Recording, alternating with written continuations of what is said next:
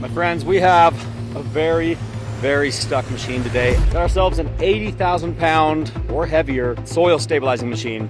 And the owner has been trying to recover it himself. We're gonna pull this machine out with the het wrecker and probably gonna use a couple of dozers and other machines because a machine this big and this buried is a nightmare. But it's not just the machine. This giant tiller box assembly is what's gonna really kill us. It's full of material and it's just gonna drag the whole time we try to winch it out. We're in for a fight with this machine. So we're gonna grab the het, get it set in position, find the best spot to pull from. We're gonna grab some machines here and get all rigged up.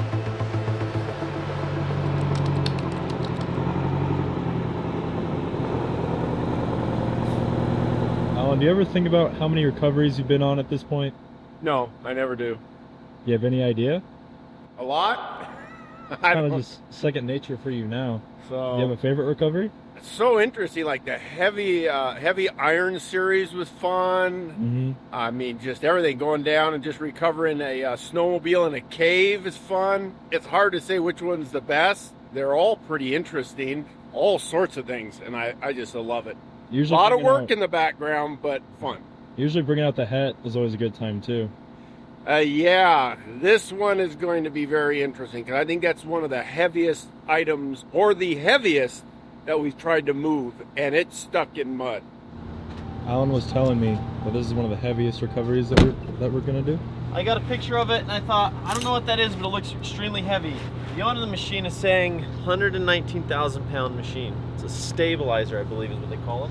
I sent a picture of it to Sparks and said, hey man, clear your schedule. I got us a doozy. They've had 2 dozers and an excavator there already trying to get it out and they can't get it out. So, time to call them big guns. That's why we have, is he coming through the gate yet? That's why we have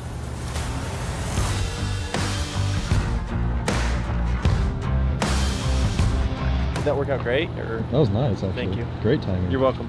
Word on the street is this is one of the heaviest vehicles Oh, that we've did you see it? recovered. I probably should know what it is, but I don't know what it is. It's like looking at some abstract art right there. I was asking Alan if he had a favorite recovery. We've had so many good ones. I mean, a lot of the tractors up at Big Iron, like all the excavators and stuff, those were good, real cool and like that's challenging. what he said. Did he say Big Iron? Yeah. That's what I would thought Alan would say. Oh, hi Al. Look at Diesel. Are you picking my nose?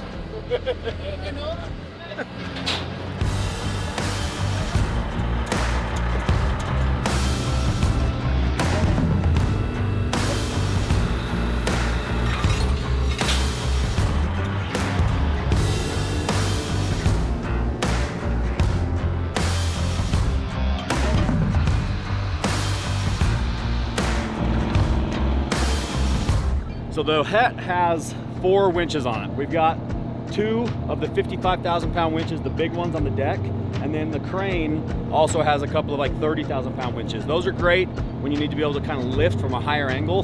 So for this one, we're gonna use the big main winches. It's got the 1-inch cable, which is really strong. I mean, we're every bit of 250,000 pounds of pulling force minimum right now.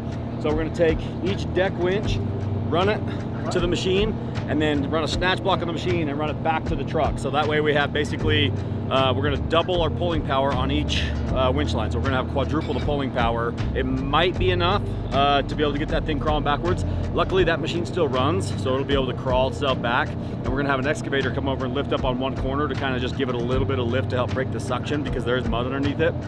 But we can't start pulling until we get a dozer on the front of us because we need a good anchor. These anchor legs on this truck are meant for like lighter poles. They're not necessarily designed for the big heavy stuff. So dozer's gonna put his blade in the dirt. We'll chain that to the front of this truck. It's a process, but it's the only way to move this machine this big. Hold that thought, Heavy D, because we have breaking news for all of you. Over the summer, we're gonna be doing 3 incredible different adventures, from jet boating up a raging river, exploring the incredible scenery of Lake Powell on a houseboat trip, or crushing the off-road trails of Moab, Utah. 3 different adventures over 3 different dates, and you, my friends, now have a chance to join us. You support us, we support you. That means click the link in the description below, and go to our website, sparksmotorsofficial.com, and buy a shirt, buy a hat, buy a shirt and a hat. Every dollar you spend gets you another entry to win the chance to choose your own adventure. We're picking 3 winners, but here's the kicker. You have to get entered right now because we're gonna close this giveaway on Sunday.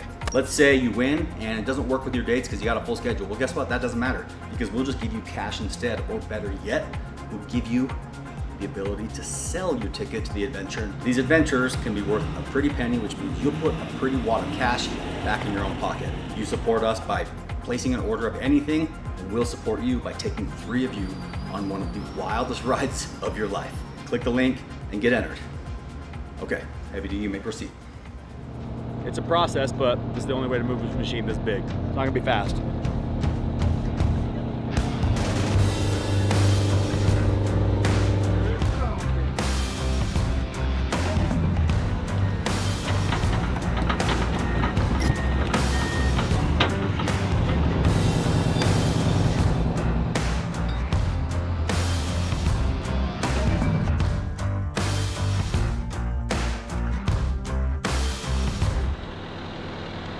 So we need as much anchor as we can get. We're gonna use the dozer, hook it onto the front of the het. We're gonna get tight, pull back all the slack out of it. He's gonna put his blade down, and that's gonna give me the best anchor I could possibly have out here in this really loose, soft stuff. We really need to put a bigger spade anchor on the back of this het. We just haven't had time to do it yet, but this will work out great. Basically, we're gonna put that, something like that, on the back of the het that digs into the ground.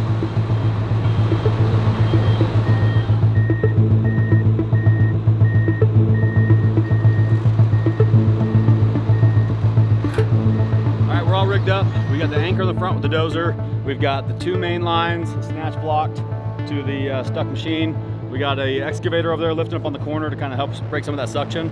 Now we're gonna just start pulling and see what happens, see if we have enough grunt. We need somebody in the stabilizer though.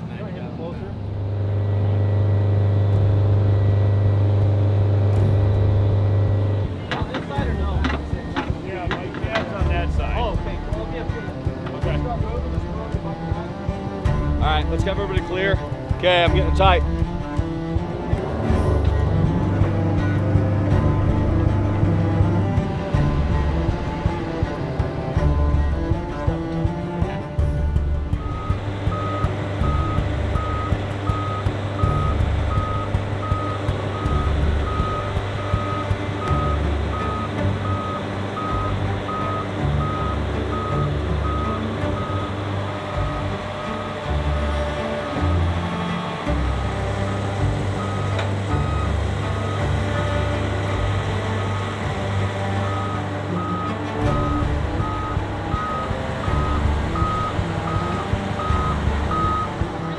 Have him go down with the tires. The tires.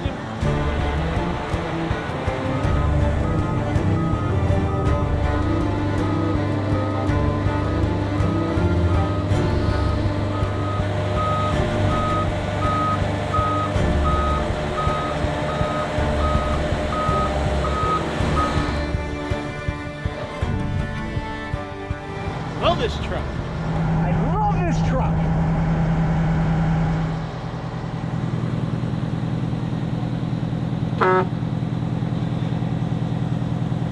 I love this machine. That's what 100,000 pounds of pulling force will do for you. It didn't even break a sweat. But it's a good thing we had that anchor because it was dragging that dozer on the front of us. It pulled that thing probably 5-10 feet before it actually dug in enough to be able to catch us. So it worked out great. And now he's out and safe.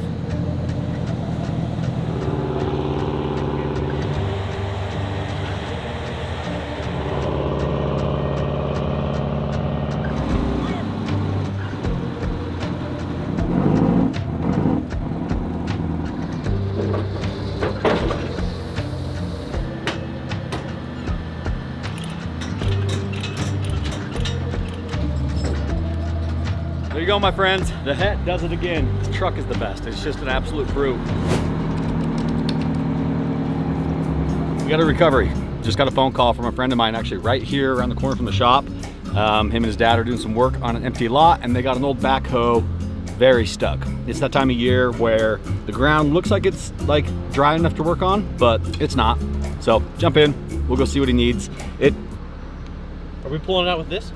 I don't think so. I think it's Total faith in you pulling out this stuff. I got a lot of faith in the new Ram, but we're gonna go see how buried it is, so let's go. Luckily, since this one is literally 4.1 miles away, we're just gonna drive over there and see what it takes. They said it might be broken too, so it might not be able to come out under its own power. Is there a Taco Bell in between here and there or no? I was just asking for a friend. I think there's a detour.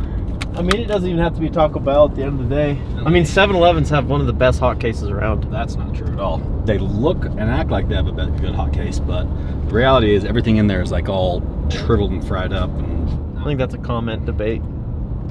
The comment section believes me or not. that's actually a great question. Guys, question for you. Which gas station has the best hot case? And don't you dare say 7-Eleven, because 7-Eleven does not have the best hot case. In my opinion, the best hot case in the entire world is at the Terrible's gas station. I believe it's a Chevron down in Fillmore, Utah, or Meadow, Utah. That's not even... It is not even comparable. It's like a 5-star restaurant in there. They have the best fried chicken you've ever had in your entire life.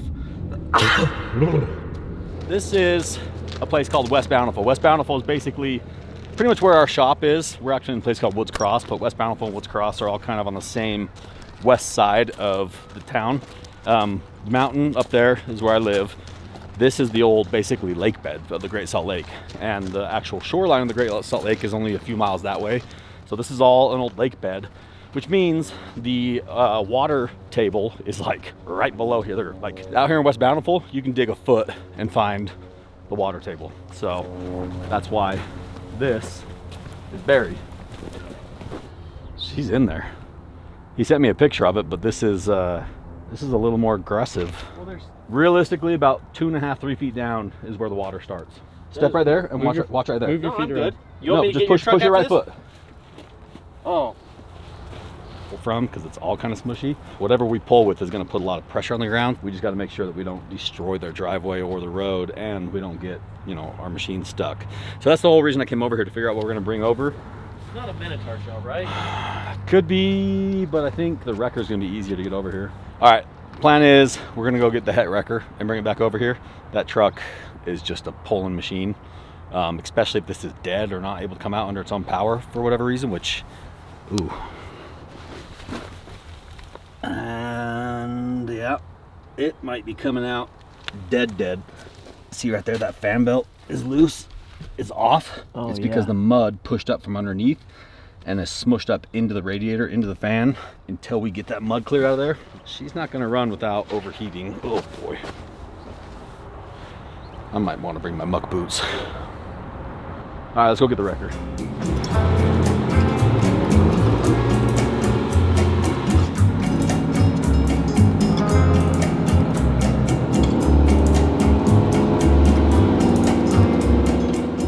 What? Hanging out with Dave long enough. It's like its own school.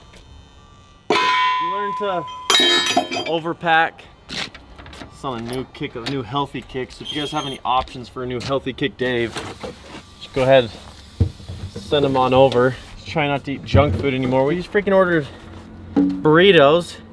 And Dave second guessed himself on if he wanted burritos. It's like the most not Dave Sparks thing I've ever seen in my entire life. Probably take a few of these slings to be safe. We need that many? No, we don't need this many. I'm just being safe, man.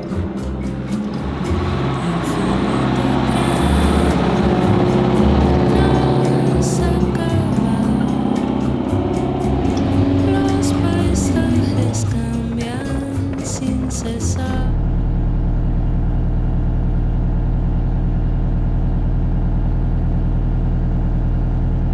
El silencio de las ventanas.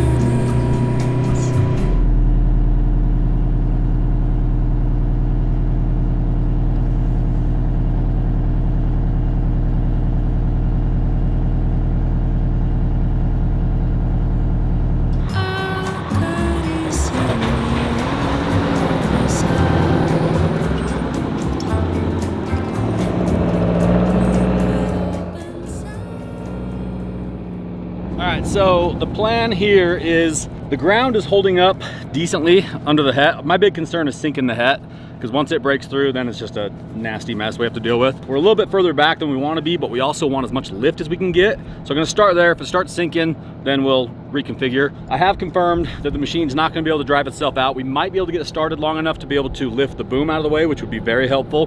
But right now, I'm just going to hook the last boom winch line onto our Yankum soft shackle, which, as you guys know, those soft shackles are like damn near indestructible. We beat the ever living piss out of those things and they just keep on going. And it's the best possible thing to use on that type of situation because weird angles.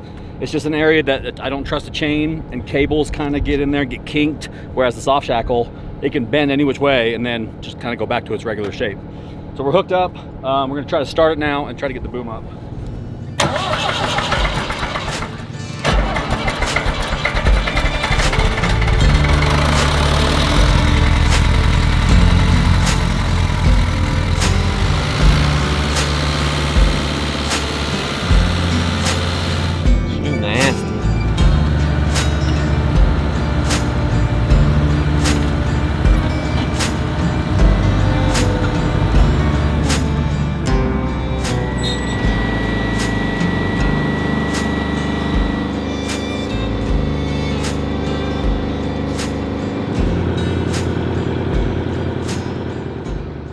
Well, so far, so good.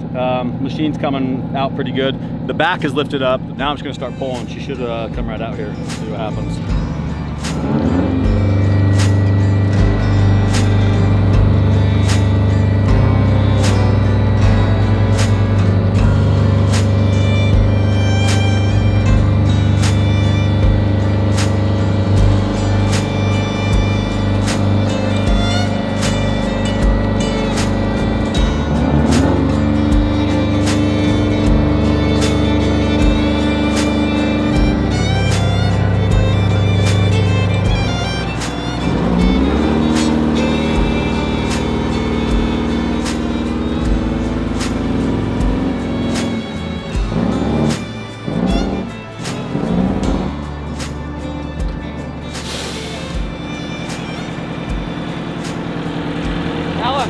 Let the winch out.